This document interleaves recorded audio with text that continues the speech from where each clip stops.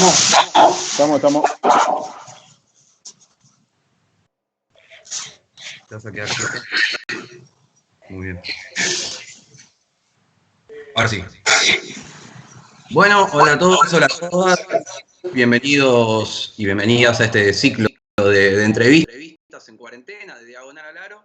Y esta vez tenemos el honor de estar con Ariel Chalo Britos, el entrenador de la selección argentina de sordos, de los topos. ¿Cómo estás, Ariel? Bien, ¿cómo les va? Buenas tardes. Acá estamos encerrados, pero bien. ¿Cómo venís llevando esta cuarentena? Día 53, si no estoy mal, de aislamiento preventivo social y obligatorio. Yo por lo menos ¿Qué número? empezó la fase... ¿Eh? ¿Qué número? 53, ¿no? Sí, no llevo la cuenta, por las dudas. Y lo que falta todavía, por lo menos.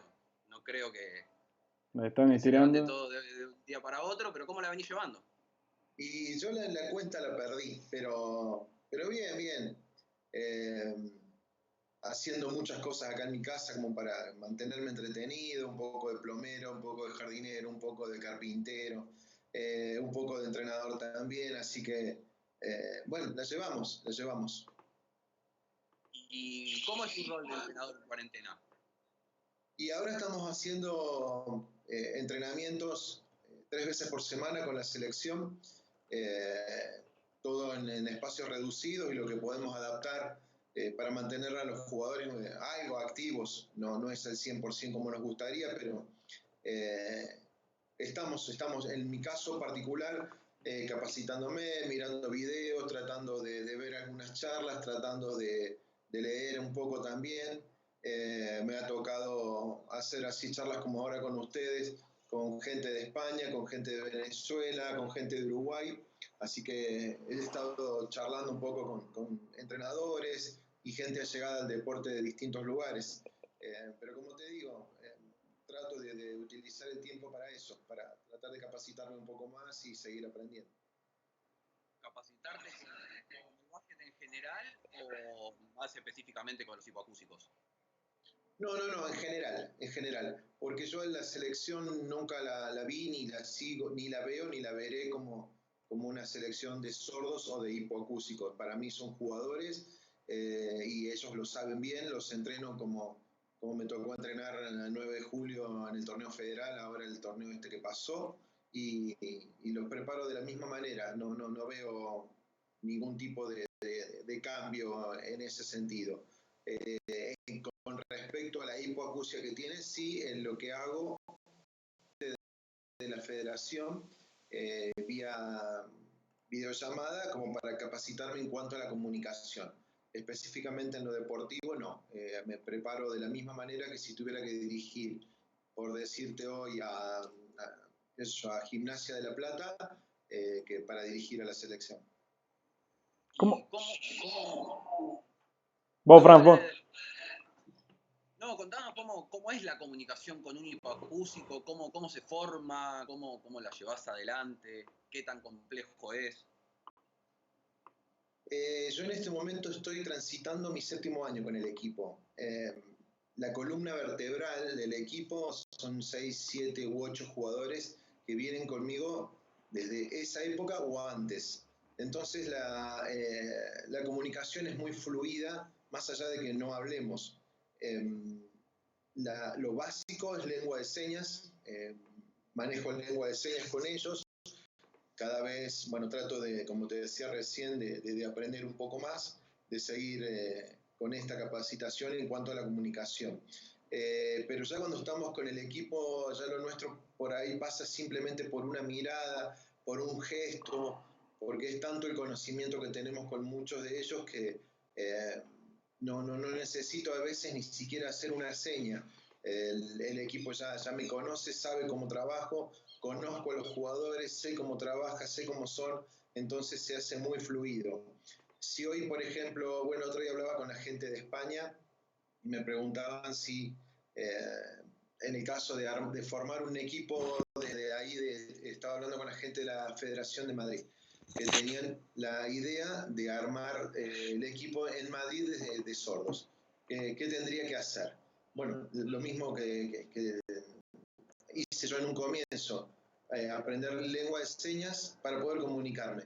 Después, ya con el conocimiento con los jugadores, se hace más fluido, como te decía recién, la comunicación. Hay veces que, te vuelvo a decir, no uso ni las manos, simplemente miradas o un gesto para mí con los topos de hoy me basta. Y en el equipo de los topos tenés a dos platenses, que son Juan Aude y Carlitos Baldovinos. ¿Cómo ves el rendimiento de ellos? Te cuento, creo que el torneo pasado, el Mundial de Polonia, fue como un torneo bisagra para el equipo. Llegamos con muchas presiones, con muchas cosas en la cabeza que son extra deportivas, y esas cosas influyeron bastante, tanto en la previa como en el torneo mismo.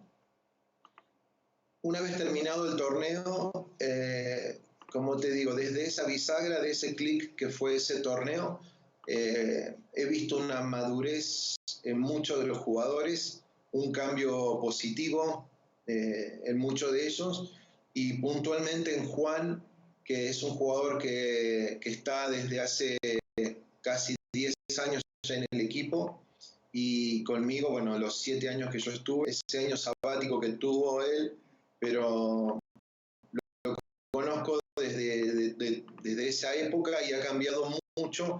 Y el otro día lo hablaba con él en un ciclo que hicimos de charlas con los jugadores y con parte del cuerpo técnico y con la federación. Hacíamos unas charlas en vivo por el Instagram de Fabs, y se lo dije, y él se dio cuenta también que ha tenido una madurez en cuanto a su actitud, a su carácter, que lo ha cambiado para bien, un cambio muy positivo, un cambio que yo lo noto en su forma de ser, de pensar, de manejarse, y eso lo lleva a la parte deportiva. Ahora él se está recuperando de una operación, pero sabemos lo que es Juan, ustedes lo conocen tanto o más que yo, en lo deportivo es un animal, él quiere ir al frente, quiere entrenar, quiere estar fino y fuerte para lo que se viene. Así que eso lo mantiene desde siempre. Lo que ha cambiado para bien es su carácter, y eso lo lleva a potenciar un poco más lo que es su juego. Y en cuanto a Carlitos Baldovinos, es uno de los jugadores más jóvenes del plantel, tiene mucho futuro. Ojalá que tenga la posibilidad de seguir entrenando. Él estaba jugando ahí en Villa Elisa, que tenga la posibilidad de seguir entrenando, de seguir aprendiendo, de seguir mejorando su juego. Físicamente, la verdad que es un privilegiado de contar con esa capacidad atlética que tiene. He visto muy pocos jugadores con manos tan rápidas como las que tiene él para robar pelotas, y tiene siempre muchas ganas de aprender, como todo jugador joven, que sabe dónde está, que sabe lo que quiere y sabe que apunta, y es una esponjita que está absorbiendo conocimiento constantemente. Cuenta él y cuento yo con muchos jugadores dentro del plantel con vasta experiencia que lo van a ayudar a que siga mejorando su juego y a formarlo como persona y jugador. Chalo, te consulto, ¿cuál es el próximo objetivo que tienen? ¿Cuál es el próximo torneo? Nosotros hoy, puntualmente hoy, estaríamos, si Dios quiere, hubiéramos estado jugando la final del Panamericano, que era el objetivo que teníamos en primera medida. Justo hoy se estaría jugando esa final. Pero bueno, dado todo lo que está pasando, el torneo se suspendió. Hoy tenemos la vista puesta en el Mundial del 3x3 en septiembre, que es en Tel Aviv, en Israel. Eso es... ¿Cómo? Qué lindo lugar. Sí, si Dios quiere, bueno, tendremos la posibilidad primero de presentarnos en ese torneo, que es el primer mundial que se va a hacer de 3x3, de la modalidad de personas sordas. Argentina presenta un solo equipo. Hay equipos, como, bueno, ustedes que nos han estado siguiendo desde siempre a los topos, saben de las dificultades económicas que el equipo tiene, pero hay equipos como los europeos, las potencias como Lituania, Ucrania, Rusia, Estados Unidos, de América, llevan 3 equipos cada uno. Nosotros llevamos uno solo por la dificultad económica que tenemos, ¿no? Pero el Mundial, bueno, es el primero y teníamos mucha esperanza puesta en ese torneo. Tenemos, porque aún no se suspendió. Nosotros ya pagamos la inscripción, hicimos la seña en el hotel. Tenemos una empresa privada que nos está ayudando para ese torneo, así que relajados en ese sentido para poder pensar pura y exclusivamente en lo deportivo. Así que el primer objetivo sería ese, el Mundial de 3x3 en Israel. En noviembre se estaría disputando este Panamericano que se suspendió en la ciudad de Montreal, en Canadá. Y ese Panamericano es clasificatorio a lo que va a ser las Sordo-Olimpiadas 2021 en Brasil, en la ciudad de Caxias do Sul, en noviembre del 2021. ¿En qué estado llegan como equipo para ese Panamericano? ¿En qué nivel o con qué objetivo llegan a diferencia de lo que fue el Mundial? Como te decía recién, el Mundial pasado fue un quiebre en el equipo, para bien, un quiebre en lo positivo. Llegamos con una madurez que se logra cuando el equipo siente un cimbronazo, siente un golpe fuerte. Es como el boxeador cuando está arriba del ring, que recibe ese cross de derecha a la mandíbula, que lo siente y tiene dos caminos: o cae a la lona o se levanta más fuerte todavía y encara y termina ganando la pelea. Creo que el cross ese que nos pegaron el año pasado a nosotros no nos volteó. Sí lo sentimos, sí fue fuerte, pero fue positivo, porque hoy somos otro tipo de personas, otro tipo de equipo, y esa madurez creo que se va a ver reflejada en este torneo que es el clasificatorio. Tenemos mucha esperanza de estar en el podio en ese Panamericano.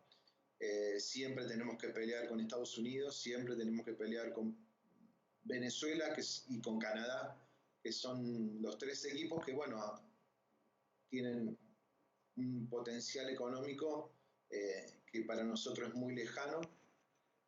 Y bueno, esas ventajas que tienen ellos son las que por ahí los llevan a estar más tranquilos, a relajarse en cierto punto. Y nosotros, bueno, como te decía, esto que fue el Mundial del año pasado, creo que lo vamos a asimilar como una carga de energía, como esa madurez que necesita todo equipo para dar el salto de calidad, y tengo mucha esperanza que en ese Panamericano se va a ver. Te quiero preguntar por lo económico, Chalo. ¿Cómo hacen los otros países para presentar 2, 3, 4 equipos y que acá solamente se forme uno y que en la gran mayoría de los torneos que tienen que jugar los topos lleguen ahí con lo justo a llegar a disputar los torneos? En el ciclo este que te contaba recién, que hacíamos por el Instagram de la federación, hablé con el entrenador de Venezuela. Todo el mundo sabe, todos conocemos lo que es la situación que está viviendo Venezuela más allá de esta pandemia. Venezuela hace ya un par de años que viene, todo el mundo ve que no hay comida, que no hay nada. Y hablaba con este profe y él nos decía que para el Panamericano, para darte un ejemplo, el Panamericano que se iba a estar jugando ahora en Canadá, los topos habían concentrado 3 días en la ciudad de Río Cuarto, en provincia de Córdoba.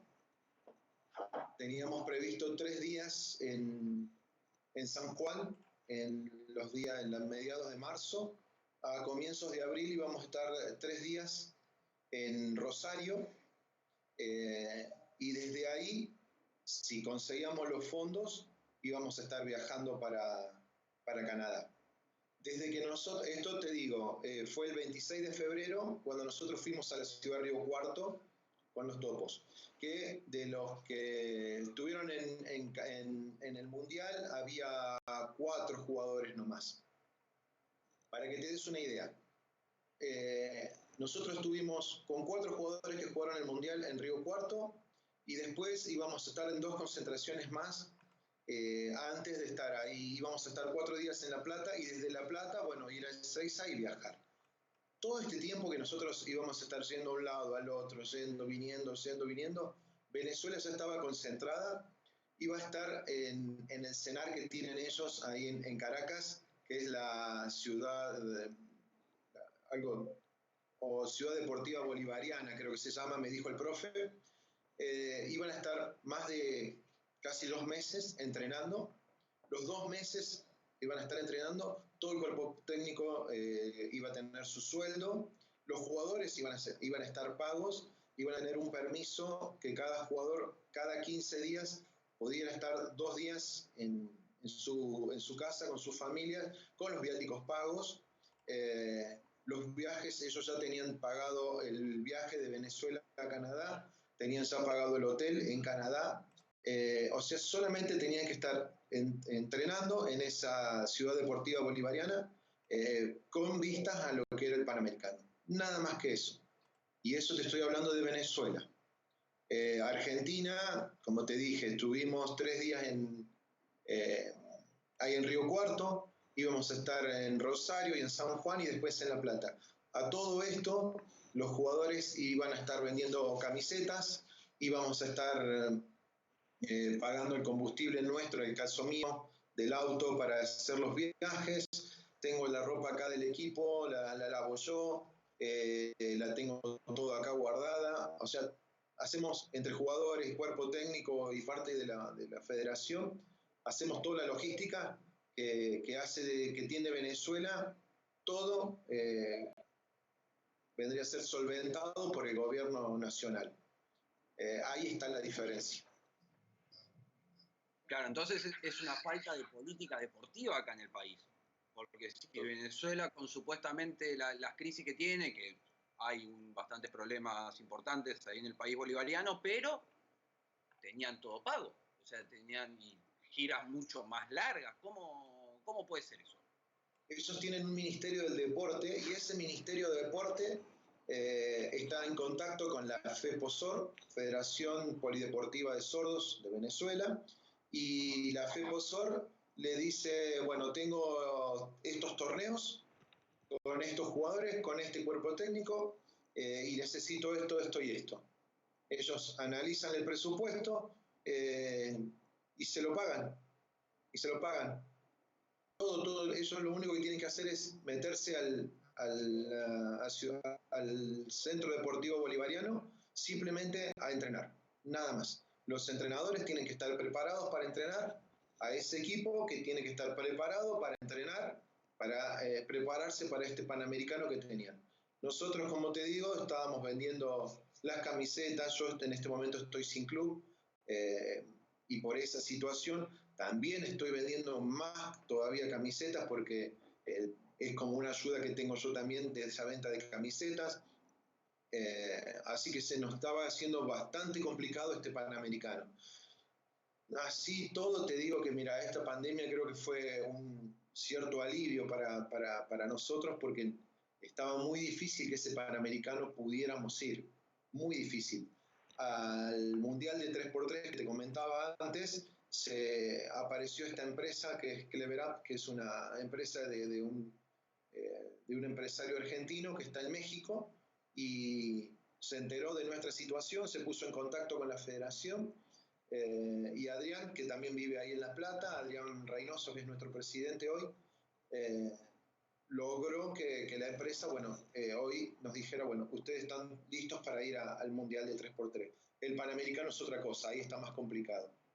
Pero bueno, Venezuela tiene esa política, ni no te cuento de los países europeos, porque los europeos, lo que tiene Venezuela, 3-4 veces mejor todavía.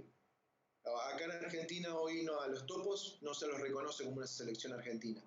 Puntualmente eso es lo que pasa. Claro, falta más una cuestión de política deportiva.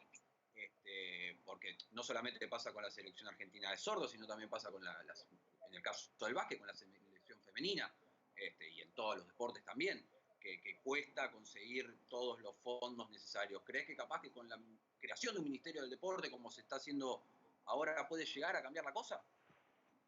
Y yo ojalá, tengo esperanza de que sí, siempre tengo esperanza. He chocado un montón de veces. Desde que yo estoy con los topos, ya tuve 3 presidentes de la nación y menos con los presidentes. Después hablé con secretarios de deportes, hablé con gobernadores, hablé con asesores, hablé con secretarios, hablé con diputados, hablé con senadores, hablé con un montón de gente y todos tienen un buen discurso, te dan esperanza, siempre te dan esperanza, pero bueno, como te decía antes, ustedes han seguido más o menos el camino de los topos, saben lo que se sufre, lo que cuesta estar, lo que cuesta poder presentarnos en cada torneo. Esas palabras lindas siempre terminaron siendo eso, 2 o 3 palabras que después no se convirtieron en acción. ¿Y cómo se puede relacionar, ¿no? Al CENAR, al Ministerio del Deporte, al Comité Olímpico Argentino, para que entre todos se pueda darle una mano no solamente a los topos, sino a todas las selecciones con alguna que otra discapacidad? No es tan difícil, no es tan difícil. Después yo por privado hablé con el profe y más o menos él me comentaba, el gobierno allá tiene, en Venezuela te hablo, tiene para hablarlo a grosso modo, tiene un sistema que es con las empresas grandes, en vez de recibir los impuestos de esas empresas grandes, lo que hacen es que esos impuestos directamente van volcados al deporte. El gobierno, por darte, qué sé yo, el nombre, el barquito SRL que tiene flota de cruceros, el gobierno no le cobra los impuestos, pero esos impuestos sí directamente tienen que estar volcados al deporte. Entonces ese ministerio lo que hace es el encargado de recibir esos aportes.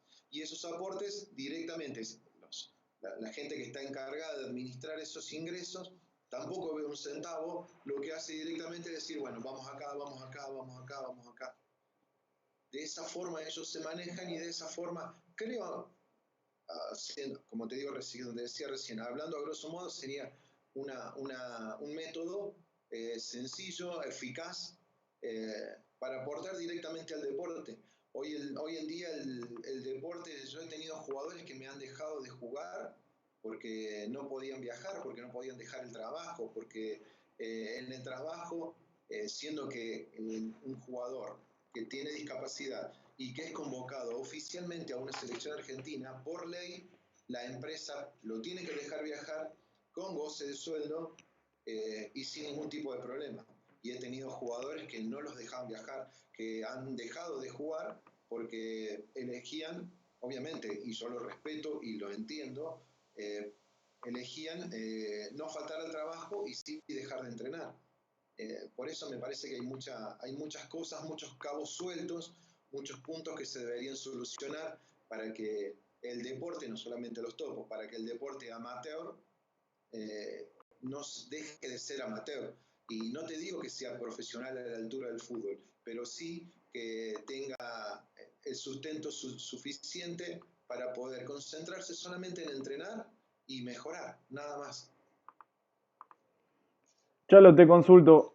Hace unos años ya se están haciendo torneos argentinos para que fomentar que los chicos con hipoacusia puedan sumarse. ¿Cómo ves estos torneos? ¿Cómo se están desarrollando? ¿Cómo lo ves a futuro? Y son torneos nacionales que hacen las asociaciones y está bueno porque me sirve para ver jugadores que por ahí no están convocados, para tratar de hacer algo de captación. Eh, se ven algunos jugadores pero como te decía recién, está muy difícil hoy en día para, para nuestros jugadores que puedan estar en un club, por más de que tenga talento, que tenga la posibilidad. Eh, Hay jugadores que van solamente a jugar ese torneo nacional y hay otros jugadores que tienen futuro. Entre esos jugadores, bueno, Carlitos Valdovinos apareció en esos torneos nacionales, lo pude seguir, lo pude ir scouteando y en una de esas informaciones que me fue llegando, lo pude convocar y en esas convocatorias, bueno, me fue convenciendo de a poco, hablé mucho con él, hablaron muchos jugadores con él y hoy en día es parte de nuestra preselección. Igual a nivel nacional está muy difícil que los clubes reciban a los jugadores sordos o con hipoacusia. Salvo contadas excepciones, me cuesta mucho que hay jugadores que dejan de jugar porque en el club donde están los entrenadores no tienen la paciencia como para poder comunicarse con una persona que tiene discapacidad auditiva. Así que hay algunos que me está costando y es muy difícil eso. Pero bueno, esos campeonatos nacionales han servido y creo que van a seguir sirviendo. Y te pregunto, quería hablar de los jugadores y los clubes. Porque acá en La Plata tenemos el caso de Juan Aude, que llegó a jugar provincial de clubes acá en provincia de Buenos Aires con Atenas. Carlitos Valdovinos, que no sé si llegó a debutar en primera en Villaliza o en la universidad, pero ¿hay jugadores que llegaron a jugar en primera división en alguna escala provincial, escala federal, escala Liga Argentina? Sí. Tenemos dentro de la preselección, tenemos a Manu Perticarari, que es de Tres Arroyos. Él fue juvenil en Peñarol. Está Pablo Valentinuzzi, que fue juvenil en el Peñarol, campeón de la Oveja Hernández. Tengo a Joaquín Faber, que es de acá de Córdoba, que estuvo jugando la temporada pasada, bueno, esta que se suspendió ahora el torneo federal, el 9 de julio Río Tercero. Los dos chicos de Orán, Nicolás y Andrés Montero, jugaron 4 temporadas seguidas el torneo federal ahí en Unión de Orán. Estamos jugando ahora la liga profesional en Bolivia. Hay en La Rioja está Joaquín Reina, que juega al provincial de La Rioja, que vendría a ser el prefederal para Independiente de La Rioja. Tenemos jugadores que están en torneos importantes, de buen nivel, pero también tengo jugadores como Bruno Veros, que tiene 2 metros, tiene un físico privilegiado, pero cuando él estaba viviendo en Córdoba hasta el año pasado, me costaba de que los clubes lo pudieran aceptar, porque no se podían comunicar los entrenadores, entonces elegían dejarlo de lado. Claro. ¿Y cómo se hace para, es muy redundante, pero cómo se hace para incluirlos a los jugadores hipoacúsicos en un equipo de no hipoacúsicos? Todo se resume en que querer es poder. Si vos querés, podés. Si vos querés que no te digo sordo, si vos querés que esa persona que vino, que está con las zapatillas, que está vendado, que está con su short, con su camiseta para entrenar, si vos querés que esa persona entrene, vas a poder. ¿Y cómo? Porque el habla es bastante compleja, sobre todo dentro de una cancha, y los hipoacúsicos sin audífonos es bastante complejo. ¿Y cómo hace para tratar de meter un audífono, que es un dispositivo recontra caro, recontra costoso de conseguir? Y cómo no, es bastante complejo, porque a Juan Aude lo he visto más de una vez haciendo la seña de no escucho, jugando con la camiseta de Atenas. Hacía la seña de que no escuchaba y él seguía jugando. Sí, obvio. Y el entrenador lo seguía teniendo en cancha. Sí, obvio. Ahí está, el entrenador quería que Juan siguiera jugando. Juan quería seguir jugando. Esa es la muestra puntual de que se puede. Si vos querés comunicarte, vas a poder comunicarte. Si te cae te cae de arriba, que vos no lo esperabas, un jugador, como el caso de Bruno Veros, que es hipoacúsico, algo habla él, pero sin audífono no te escucha. Y vos no estás preparado, pero vos querés que esté adentro del equipo, lo primero que haces es ese primer día decís, bueno, quédate, entrená. Y después de ahí Yo me preocupo para comunicarme con él y él ya está preparado para comunicarse con personas oyentes. Los jugadores que yo tengo en el equipo están preparados para comunicarse con una persona que les habla y que no sea en lengua de señas. Leen los labios, si habla la persona que se está hablando con ellos, que no conoce lengua de señas, habla lento y vocaliza bien, ese jugador lo va a poder entender. Pero si el entrenador en este caso recibe un jugador y él te dice yo soy hipoacúsico y sin el audífono no escucho nada, y este jugador no está preparado y no quiere, sobre todo, no quiere entrenar a esa persona que viene, que quiere aprender, no lo va a lograr, no lo va a lograr. Por más que sea Juan Aude y que vos hoy a Juan Aude lo entrenás como tiene que ser, y lo mostrás en cualquier equipo, yo calculo que el torneo federal, te lo agarra cualquier equipo del torneo de los provinciales, yo lo quiero. A mí me lo ofreces y yo lo quiero. Y me dicen, pero no habla o no escucha sin el audífono. No, yo quiero que juegue. Yo quiero que juegue. Distinto es cuando son chicos, cuando vienen con 4 o 5 años, ahí es distinto, porque ya la comunicación tiene que ser de otra manera, ya tenés que ser formador, dejás de ser entrenador, sacás el rol del entrenador para ser formador. Ahí es distinto. El entrenador, cuando estás en un equipo como un torneo provincial, un prefederal, o el torneo federal, o un torneo de una liga argentina, tenés un jugador que, como fue el caso de Axel Weingart. ¿Cuántas personas saben que Axel Weingart era hipoacúsico? Es hipoacúsico. ¿Ustedes lo sabían? No. Yo sí, yo sí, Bien. yo sí, yo sí. Axel Weingart vive, la mamá vive ahí de la casa de Juan cerca, tiene un lavadero de ropa. Hablé con Rubén Mañano en una reunión que tuvimos de entrenadores de acá de Córdoba y me preguntaba más o menos algo similar a lo que me preguntan ustedes. Entonces yo le decía, bueno, algo similar a lo que les decía a ustedes. Si vos querés, podés. Hay algunas personas hay algunos jugadores que hasta niegan, que no escuchan para simplemente poder estar dentro de los equipos. Dice, vos sabés qué me pasó a mí, y ahí me contó de Axel Weingart. Dice, perdón la palabra, ¿no? ¿Sabés las veces que lo puteé? Porque lo gritaba, Axel, Axel, Axel. Y el tipo no me miraba, no me daba bola. Y yo pensaba, o no me da bola, no me quiere dar bola, o qué pasa. Y después Rubén se enteró de que Axel Weingart es hipoacúsico. Axel no No escucha de un sabía. lado, ¿no? Si no me equivoco. Claro, Axel no te escucha de un lado, no sé cuál de los dos lados. Pero bueno, yo me comuniqué con Axel, le invité a que él participara de la selección, le di la opción, traté de endulzarla, retirarse en la gloria, en una selección argentina, en un torneo importante. Su respuesta fue que él no sentía que fuera ético y moral formar parte de un equipo de sordos. Entendí, respeté su opinión, pero no la comparto. Pero bueno, lo respeté. Él no se siente, no se sentía y no se siente jugador sordo. Mira. Y para jugar en la selección de hipoacúsicos hay que tener un cierto grado de hipoacusia para jugar.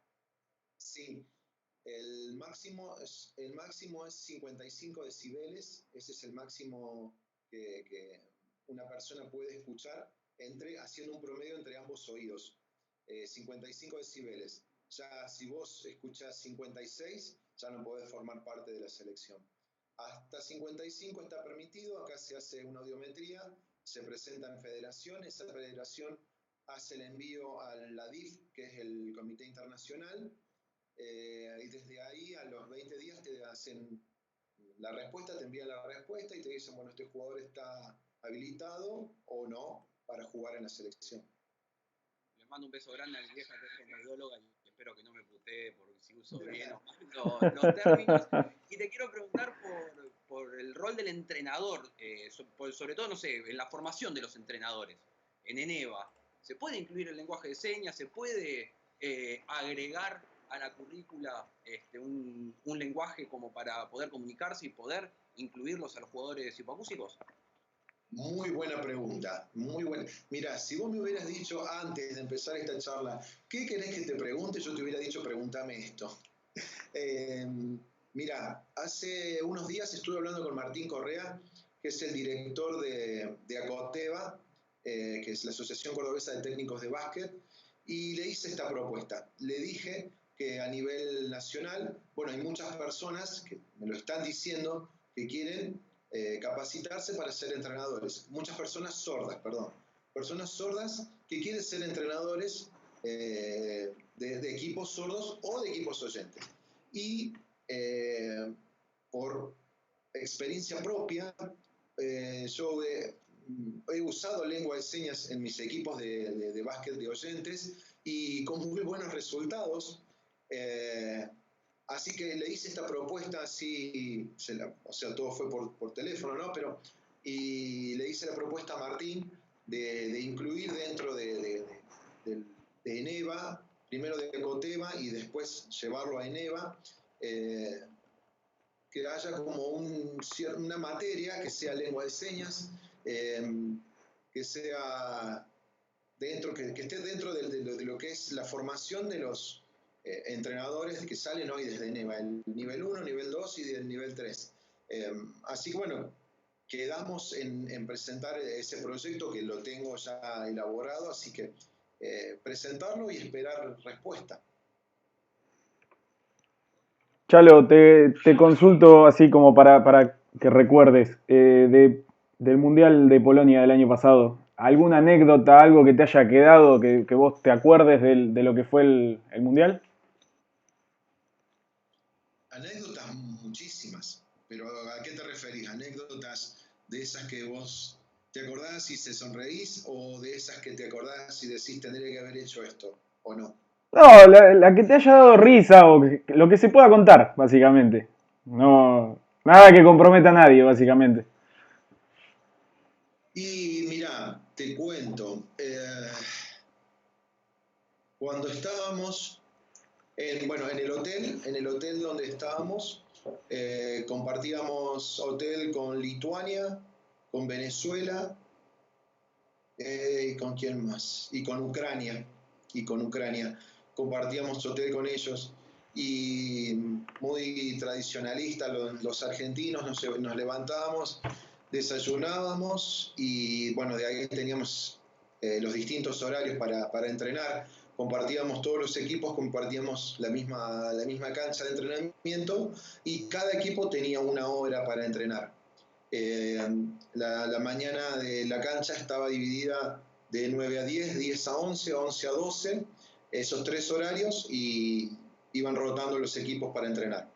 Me acuerdo que una mañana nosotros nos tocaba el segundo turno, nos tocaba el segundo turno y llegamos a la cancha, al entrenamiento, claro, a la cancha de entrenamiento y estaba entrenando Ucrania, que era uno de los posibles rivales que nos podía tocar de acuerdo a los cruces que podíamos tener. Y nos salió el argentino de adentro a dos o tres de los jugadores y se ponían por el agujerito de la llave de la puerta a espiar el entrenamiento de Ucrania y venían y me decían, hacen esto, están haciendo esto.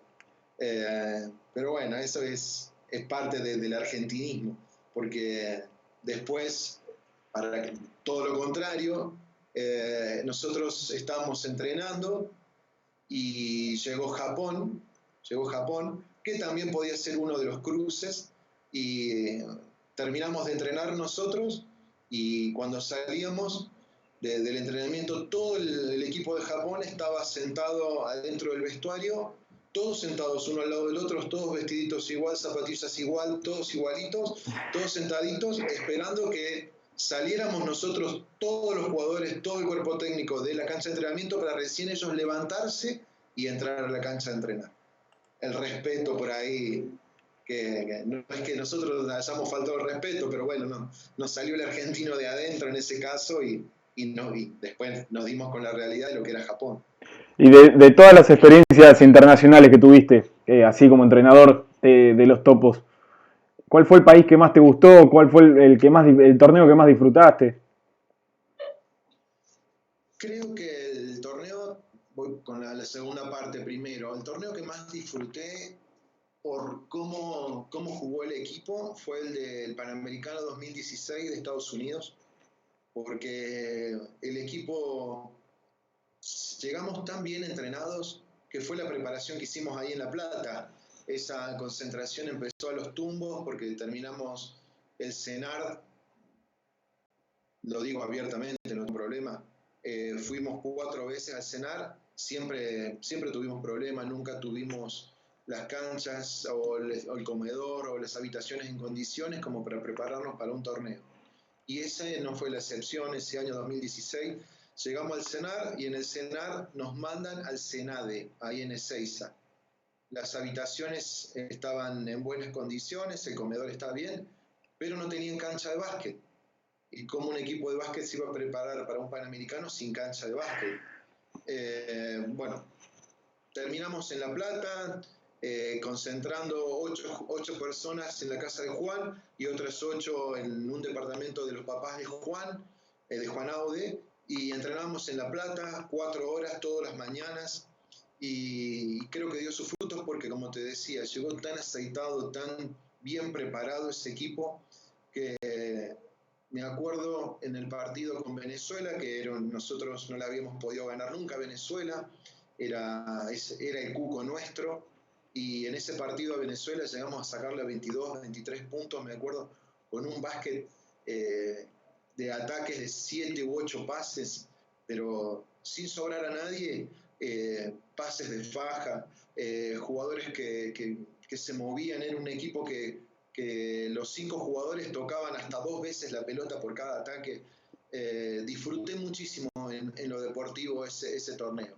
Y en cuanto a lo extradeportivo, Te, creo que cada país te que... corto un segundo. Sí. ¿Ese año fue el amistoso con La Plata, con el seleccionado, o fue el año anterior? ¿Cómo? El 2016, ¿fue el año de un amistoso con la selección de La Plata o jugaron contra varios equipos?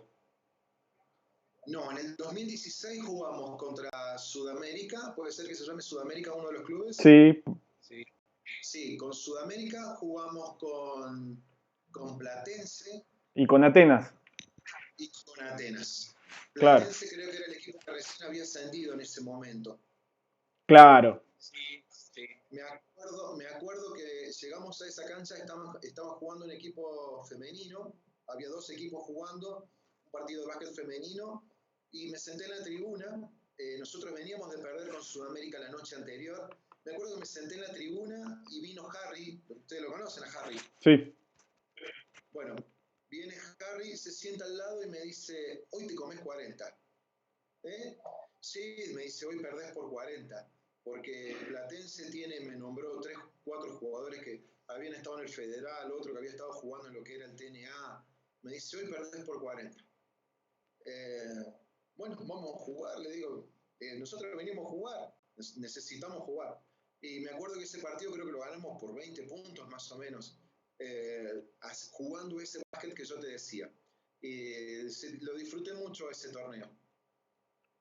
¿Y el país que más disfrutaste? El país, Sí, el torneo, el país que vos digas de todos los que visitaste con los topos, el que más te gustó. creo que fue Estados Unidos. Estados Unidos,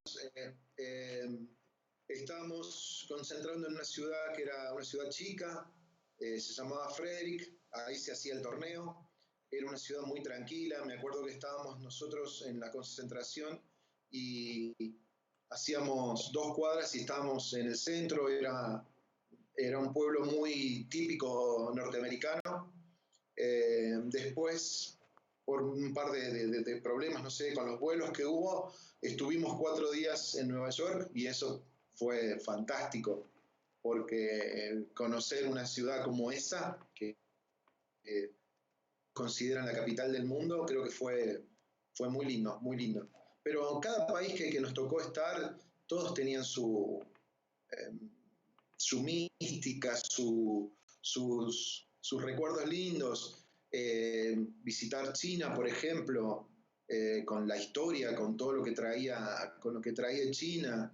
El año pasado en Polonia, me acuerdo que habíamos andado poco en la ciudad, una ciudad muy pintoresca, muy linda también, con gente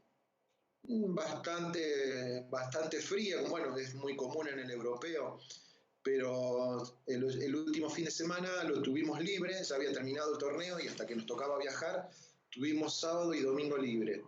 El sábado fuimos a recorrer el centro, conocimos un castillo, también muchísima historia en la ciudad. Y el día domingo fui con Juan Aude, me acuerdo, y con Germán Ferreira. Alquilamos unas bicicletas y recorrimos, creo que fueron unos 10, 12 kilómetros en bicicleta y fuimos a un campo de concentración nazi, que eso fue impactante. Piel de gallina. Sí, porque desde que llegamos al lugar, ahí se siente un olor extraño, se siente un frío extraño. Estuvimos casi 15 días, creo que en esa ciudad, en Lublin, y como te decía, bueno, habíamos andado, pero no mucho. Y en ese único lugar había cuervos, unos cuervos negros enormes, y que hacían un ruido muy fuerte, pero no salían de ese lugar, estaban solamente en ese campo. Recorrer los lugares donde la gente estaba, donde la tenían ahí encerrada, recorrer lugares como el horno, donde quemaban a las personas, las cámaras de gas. Fue muy fuerte eso fue muy... Hoy veía algunas fotos que me mandó Diego, porque cambié el celular y perdí absolutamente todas las fotos de ese viaje. Y hoy le pedí a Diego y me mandó algunas. Y volví a ver esos lugares y me volvió a chocar. La verdad que todas las ciudades donde nos tocó estar tienen su encanto. Siempre tengo cosas de todos los lugares donde estuve. Bueno, Chalo, ya para ir cerrando, contanos un poco para los que no te conocen tanto aquí en la ciudad, ¿por qué te dicen Chalo? ¿Y cómo es tu trayectoria como entrenador y cómo es tu trayectoria ligada al básquetbol? El Chalo me quedó de herencia. Mi papá, facciones muy similares a las mías, o sea, soy igual que mi papá. Mi papá falleció hace ya casi 5 años, pero bueno, me quedó de herencia cuando yo era chico, era el Chalito chico, y me quedó eso, así que lo llevo con total orgullo, como te digo, mi papá era el Chalo padre, y lo llevo y lo disfruto mucho. Después mi carrera como profe, yo trato de separar siempre y creo que por ahí tengo diferencias con colegas, porque yo empecé mi carrera como formador en el Club Bolívar, en Carlos Paz, uno de los clubes que hoy en la Asociación Cordobesa es uno de los más fuertes. Ahí tienen jugadores, bueno, Cristian Cardo, que estuvo jugando en San Lorenzo de Almagro, y ahora estaba en Salta Básquet, bueno, salió de ahí, yo lo tuve de Premini. Eh, Empecé en Bolívar, después pasé al Club de Pesca de Carlos Paz, después estuve en Córdoba, en el Universitario de Córdoba, de ahí pasé a Altagracia, es otra ciudad acá del interior de Córdoba, dirigiendo en Universitario, estuve con provinciales, en Deportivo Norte también, dirigiendo provinciales, prefederal. Después estuve en Saladillo, ahí en provincia de Buenos Aires, también con el prefederal, y estuve dirigiendo torneo federal en 9 de julio en Río Tercero. En la Asociación de Córdoba también dirigí las selecciones de Córdoba durante 3 años seguidos, la de sub-15, la de sub-19 y de primera, así que, pero como te decía antes, sé separar y lo marco bien a esa separación del formador al entrenador. ¿Vos te considerás más formador entonces?